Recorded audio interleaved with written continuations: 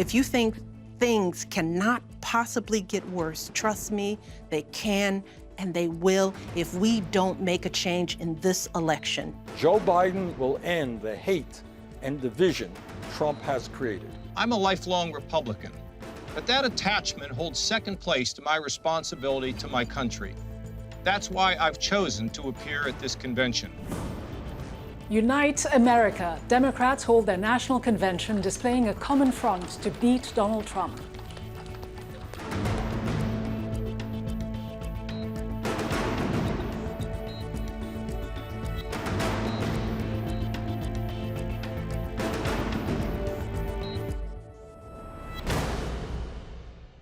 Hello and welcome to the program. I'm Ghida Fakhry.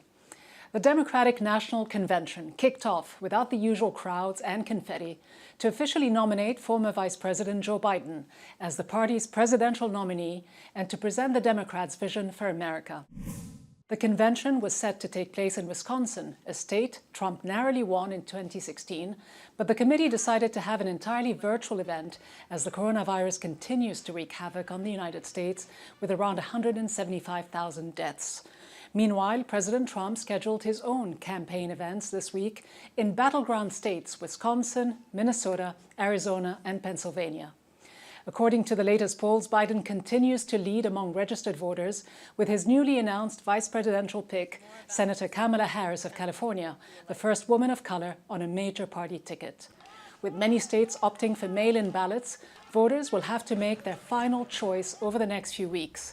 This has put the U.S. Postal Service at the center of a political firestorm. The largely underfunded public service, which handles 47% of the world's mail, has warned 46 states that it could not guarantee mailed-in ballots would arrive in time to be counted on Election Day, November 3rd. Meanwhile, House Democrats included $25 billion in proposed funding to the Postal Service in a coronavirus relief package, but President Trump said he was blocking funding because he wants to limit vote by mail, which he claims, without evidence, leads to voter fraud. They need that money in order to have the post office work so it can take all of these millions and millions of ballots. If we don't make a deal, that means they don't get the money. That means they can't have universal mail-in voting. They just can't have it. Speaker of the House Nancy Pelosi has called the House back from recess to vote on a bill that prohibits the Postal Service from implementing any changes to its operations before the elections. Senator Harris says it is a moment of consequence for America as it faces a pandemic, an economic crisis, and a moral reckoning with racial and systemic injustice. America is crying out for leadership. Yet we have a president who cares more about himself than the people who elected him. So will the Democrats' call for change unite the party? Will Kamala Harris's presence on the ticket help bolster support for Biden among minority voters? Joining me now is Vela, who served as Vice President Joe Biden's Director of Administration and was Senior Advisor to the Vice President. Vela, the Democratic Party is known for its factional infighting. How genuinely united do you think the party is today around the leadership of Joe Biden and his running mate, Kamala Harris? Well, what I saw last night was a remarkable example of unification, Ghida. I don't think we're factionalized at all. I think what everybody has in common, Ghida, in the Democratic Party today, and some wonderful Republicans, as you saw last night, is that we all know that the re-election of Donald Trump would be the demise of our democracy. You mentioned the Republicans, and there's no doubt the party is trying to welcome as many people as it can into its tent, but it's certainly reaching out to disaffected Republican voters. It's given coveted speaking slots at the convention to 4 Republicans, some of them donors to the Biden campaign.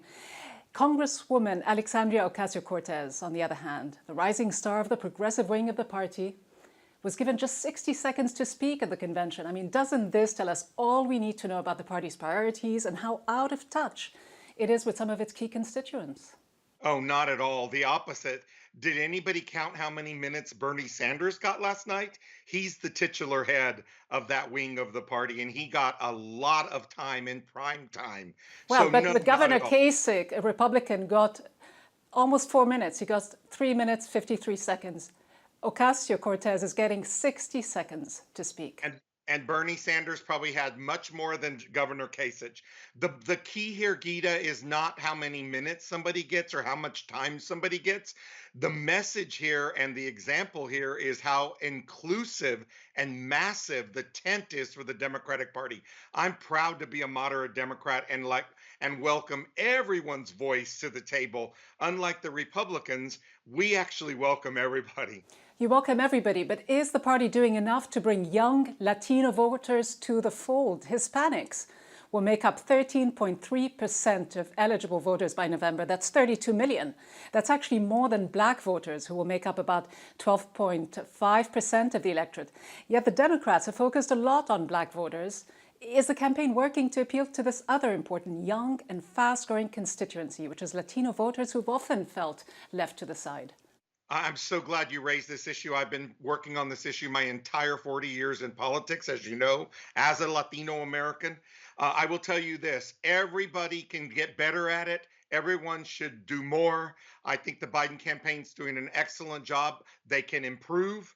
I'd like to see even more effort reaching out to Gen Z and millennial Latinos. I have been saying for 6 months, they will actually make the difference in this election. Well, although Biden does lead Trump with Latino voters by a 66% to 24% margin, many Latino voters say they haven't been contacted directly by either party. What does Vice President Biden's selection of Kamala Harris on the ticket tell us about him and the kind of president he would be? He obviously didn't hold a grudge against her. She attacked him during the primaries, but he's also clearly pandering to the center, making a safe pick that also goes down well with the establishment. Yeah, look, pandering is just not the word I would ever use to describe Joe Biden. I know him very well. He doesn't pander. He speaks from the heart. He acts from the heart. He sent a loud and clear message by picking Senator Harris. He sent a message that inclusion is the key to unification of our nation, to heal these divides that Donald Trump has so dramatically caused. So look, I think the message from Joe Biden was everyone is welcomed at the table in the United States of America. And why shouldn't a woman, for God's sakes, it's time to have a woman at the table at every decision, when every policy is being made, when every person is being hired, a woman should be in that room. And I am proud that we have Kamala Harris on the ticket. And I think Joe Biden made an incredible choice. And this is how the Trump administration reacted. The Trump campaign, in fact, put out an ad following Biden's announcement of Harris as his VP pick, criticizing her own failed presidential run. This is what the campaign says. Biden calls himself a transition candidate. He is handing over the reins to Kamala while they jointly embrace the radical left. Slow Joe and phony Kamala. Perfect together. Wrong for America. Will Senator Harris energize minority voters, many of whom have not bothered to vote in previous elections? She absolutely will energize younger voters, ethnic voters. Again, the contrast is dramatic and profound. The Trump campaign is flailing. They're losing. They're desperate. They're calling her names. They call Joe names. They call me names. They call us all names. They don't know any other way, Ghida, but to bully, demean, and diminish our fellow Americans. It doesn't work. It's not working. The majority of Americans are sick and tired of the hatred and the division and the racism.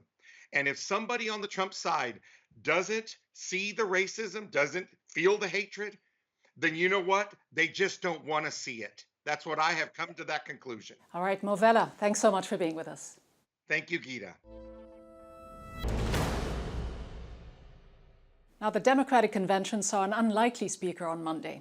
Longtime Republican and former Trump rival for the presidency, Governor John Kasich, took to the virtual stage and endorsed Joe Biden. Joe Biden is a man for our times, times that call for all of us to take off our partisan hats and put our nation first for ourselves and, of course, for our children. Kasich is one of 4 Republican politicians who appeared at the Democratic convention. And they're not the only conservatives splitting with Trump. Last year, several prominent Republicans created the Lincoln Project, a political action committee dedicated to preventing the re-election of Donald Trump. The group has spent millions of dollars on ad campaigns against the president and other staunch Trump supporters running for re-election. Here's Here's a recent clip from one of their ads. Protecting our freedoms and the rules of the game is a fundamentally conservative act. President Trump shows no such respect for the Constitution. He and his cronies disrespect freedom of assembly, due process, and states' rights. Joe Biden will conserve the Constitution. He will conserve the rule of law. He will conserve the American dream as we've promised it to our children. Trump is weak. Trump is not conservative, but he's the most easily fixable problem in America today. Joining me now is one of the co-founders of the Lincoln Project and a longtime Republican political strategist, Rick Wilson. It's time to take off our partisan hat, Rick Wilson, and put our country first. How important was it to have Republicans like Governor Kasich speak at the Democratic National Convention and send this kind of message? I think it was vital for the Democratic Convention to feature the people they're going to need to get. In Ohio, Michigan, Wisconsin, Pennsylvania, Arizona, North Carolina, Florida, and other places, they will need to get Republican votes. They will need to get people in the middle. They will need to get people who are not traditional Democratic or progressive voters. So it was vital for the convention to pursue those last night, and I think that was a good step in doing so. And they've certainly pursued quite a few. There's 4 Republican speakers at the DNC, but is any of this going to lead to any significant wave of Republicans actually switching sides this November? Is there any evidence to show that Republican voters are responding positively to these sort of anti-Trump messages? You know, Ghida, this is a game of small numbers. Donald Trump won 3 states in the Midwest with fewer than 77,000 votes. He won Florida with fewer than 150,000 votes. So it's a matter of going out and pulling together small numbers of disaffected Republicans in these key swing states to win the Electoral College. These are not about big numbers. These are about targeted numbers. And I think targeting them with the voters that they need to get last night, they were giving Republican voters who are disaffected with Trump an off-ramp to go vote for Joe Biden. You mentioned disaffected Republicans and conservative voters, and your aim was always to persuade enough of them, enough Republican-leaning independents as well in key swing states. But the reality is this: the president still has high approval ratings among Republicans, as you know. In fact, his support among conservatives has gone up from 76% to 85%. And the percentage of Republicans and Republican-leaning independents who said they might back Biden has been cut in half since June. Well, those are based mostly on the CNN poll, which is among registered voters, not likely voters. But more importantly, this is because the Republican Party is shrinking. And as it's like a star collapsing, it becomes more dense and pure as it collapses. So a lot of the voters that no longer call themselves like Republicans, who were formerly Republican voters, both by registration and behaviorally, have left that pool. So the remaining pool is going to be more pro-Trump, relatively speaking. And this election, like all elections, has a sorting function towards the end. You see this uptick in partisan identification towards the end of every election cycle. I'm not really surprised by any of those numbers.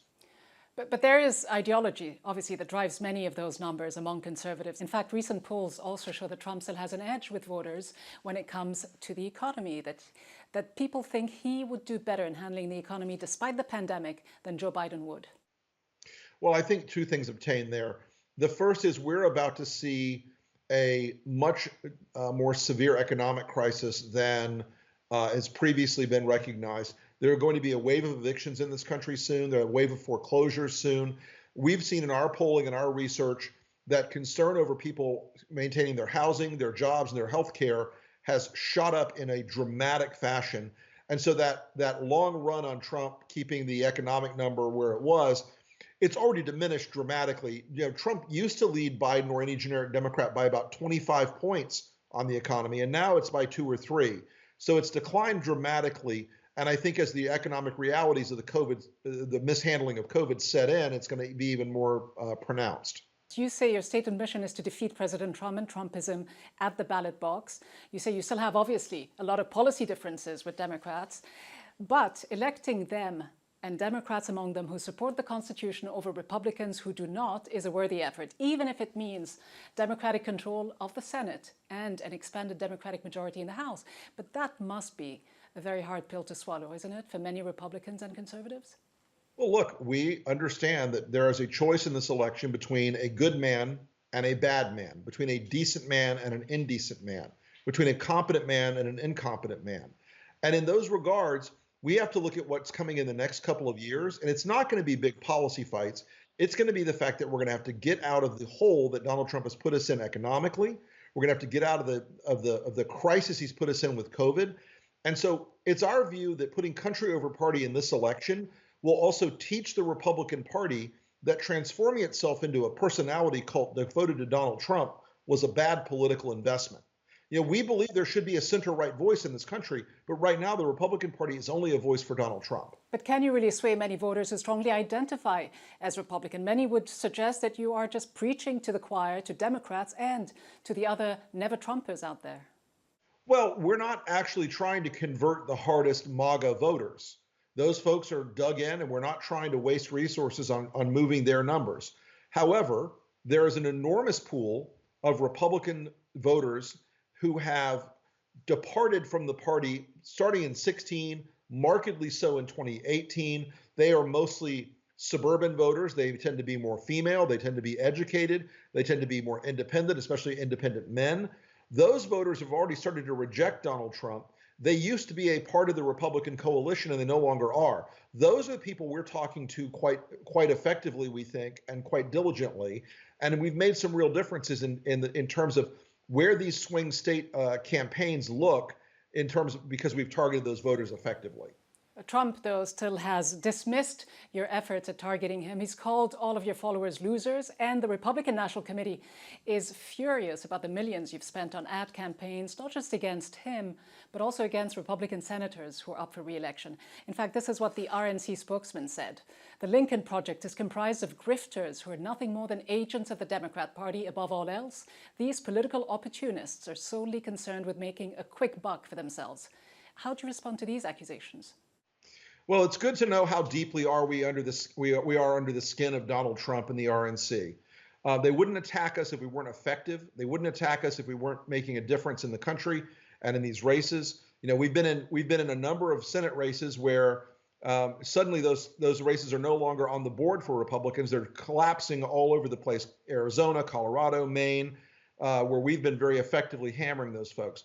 Now, the other part of that assertion by the RNC is ironic to me, because you've got a campaign of people around Donald Trump who are making tens of millions of dollars off his campaign. You know, his former campaign manager was buying Ferraris and Land Rovers. You know, and if the Lincoln Project principals wanted to go out and make money, we would have kept quiet. We're just doing this for the good of the party and the good of the country. Rick Wilson, great talking to you. Thank you so much for your time. Thank you very much.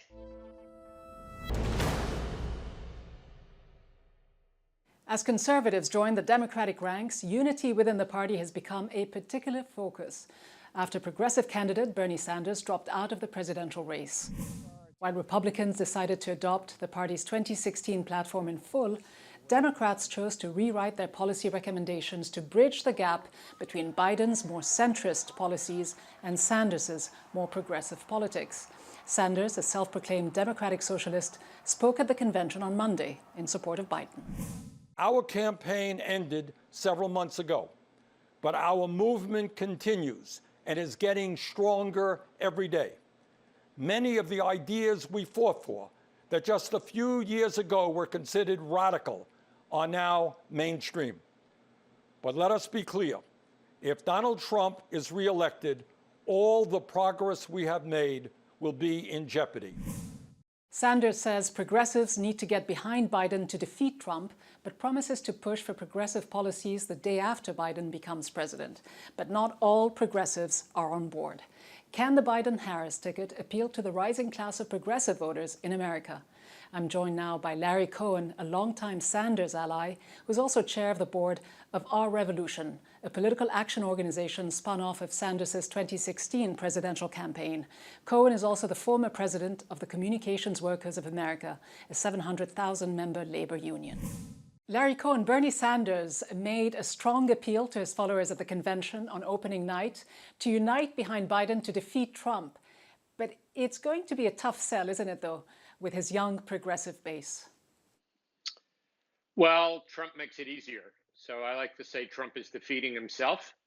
So every time he speaks, every time he takes action, for our base, the base of Bernie Sanders voters, the base of Our Revolution, a group that I helped lead and founded, Trump actually does the work. But is the Biden campaign doing enough outreach and showing some of the younger constituents, the minority voters, that he cares about them, that he's listening to them, just like Bernie Sanders did? Or whatever spin one puts on this, looking at the lineup of speakers at the convention, isn't it an additional proof that the DNC and the Democratic Party as a whole still does not understand the Democratic base, the youth, people of color, the growing liberal and progressive trends within the party, not to mention these fast-growing Latino and immigrant constituents? So I think actually, if you look at the agenda of these 4 nights, which is all rehearsed and pre-recorded, it's very good on what I'd call social identity politics, including large numbers of African American and other people of color speaking.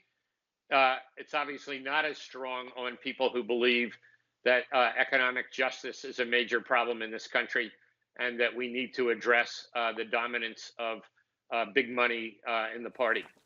But have you? In fact, many big donors were given coveted slots to speak at the convention. Was it a mistake, do you think, for the DNC? And I know you're one of the reformers of the Democratic Party. Was it a mistake to give AOC just 60 seconds? Yeah, that's definitely a mistake. Why was it made? What does it tell us? Well, I think it tells us that as reformers, and we work mainly for reform in the 57 state parties, that includes Democrats abroad, by the way, many viewers around the world, that we have a long way to go, but that we're on the road for reform. And we were successful to get a resolution adopted to continue the party reform movement. That's where I do a lot of my work. But how much more work is there to be done? Because some Sanders supporters have also called the selection of Senator Harris as running mate a contempt for the base. In fact, many progressives still don't seem to be fully on board with Biden's pick. This is what the former National Press Secretary for the Sanders campaign tweeted. We are in the midst of the largest protest movement in American history, the subject of which is excessive policing, and the Democratic Party chose a top cop and the author of the Joe Biden crime bill to save us from Trump. The contempt for the base is wow. The choice of Harris obviously went down well with centrists and big donors. In fact, the Biden campaign raised $1 million every hour in the first 48 hours following the announcement, compared to $60 million raised in 2019. But does it tell us how much work the progressives still have to do? Sure, but I also fully aware of that. I mean, Bernie himself, I think, was fine with that pick. Again, it's all relative, and Vice President Biden made it clear he was going to pick somebody who, quote, was compatible with him. Well, so the people that I might have picked, probably don't meet that test in the same way. I'm not as concerned with that as I am immediately with beating Trump, and then with winning a lot of other elections. Our group still working on primaries like Massachusetts next week to get progressive choices wherever possible. When that's what we'll be doing on November 3rd with hundreds of candidates. But we'll also be, again, focused on swing states, turning out voters for Biden-Harris. It's a light switch. It's yes or right. no. But you say Bernie is okay with that pick, and of course he wasn't going to say that he wasn't. But doesn't it show that Biden is much more concerned with Wall Street? This is what the Wall Street Journal's headline in response to Biden's pick was. As Harris joins Biden ticket, Wall Street sighs in relief. That tells us a lot, doesn't it? Sure, but again, I wasn't personally. I and we, my organization, we weren't expecting. This is what we were expecting all along, and for us, it's about building organization, person by person, group by group, doing real organizing, building the base, and continuing that work around the issues. That won't stop. Larry Cohen, thank you so much for your insights and for joining us. Appreciate it. Thank you. So while Democrats have set aside their differences, at least for now, in a display of unity and shared purpose to oust Donald Trump, the divergent political currents within the party and their policy disagreements still run deep. For now, their goal is simple: save America from a second Trump term to, as they put it, preserve American democracy. But Democrats had 8 years under the Obama administration to solidify American democracy and social cohesion, to mend racial tensions, to reform an archaic electoral system, and tackle gun laws, at a time when Democrats controlled both houses of Congress. But they did not. So have the Trump years jolted the Democratic Party? Is it about to chart a new ideological path under the influence of left-leaning leaders, the Sanders and Ocasio-Cortez of the party? The choice of Biden's running mate, Senator Kamala Harris, suggests otherwise. A strategic move to appeal to the center, to independents, to disillusioned Republicans, even to Wall Street. While Biden's electoral platform is said to be the most liberal in the party's history, he faces a delicate balance. If he moves too far to the left, he risks alienating many prospective voters. Too far to the center-right, and he risks losing the young generation of passionate Bernie followers. So in short, for Democrats, the battle at this stage is less about ideas and political platforms. It is about motivating voters with just one aim: removing Trump from the Oval Office. Let us know what you think. From me and the team here in Washington, thanks for watching.